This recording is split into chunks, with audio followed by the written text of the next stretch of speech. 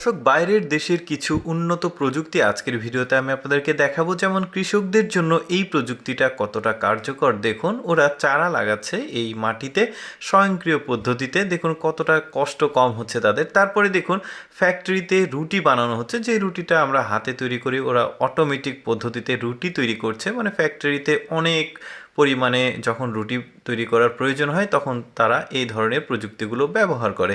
তারপরে দেখুন রান্নাতে ওরা আলাদাভাবে প্রযুক্তি তৈরি করেছে, যেটা দিয়ে আমরা সাধারণত রান্না করতে গেলে ওলট পালট করে দিতে হয় খাবারগুলো বা ভাজি যেগুলো, ওরা এমনভাবে প্রযুক্তিটা তৈরি করছে, অটোমেটিক নড়ছে এটা।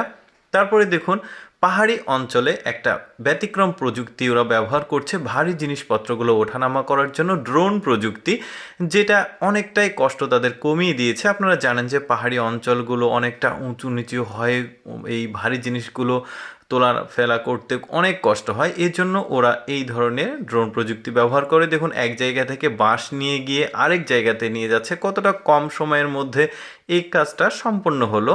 এই যে দেখুন বাঁশের একটা বোঝা এক জায়গা থেকে আরেক জায়গায় নিয়ে আসলো কম সময়ের মধ্যে। তারপরে দেখুন এই প্রযুক্তিটা আমার কাছে বেশ চমৎকার লেগেছে।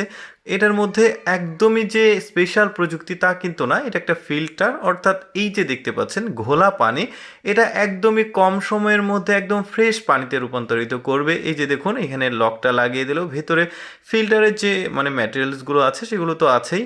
এখন ঘোলা পানিটা উঠছে, মুহূর্তের মধ্যে একদম ফ্রেশ পানি হয়ে যাচ্ছে।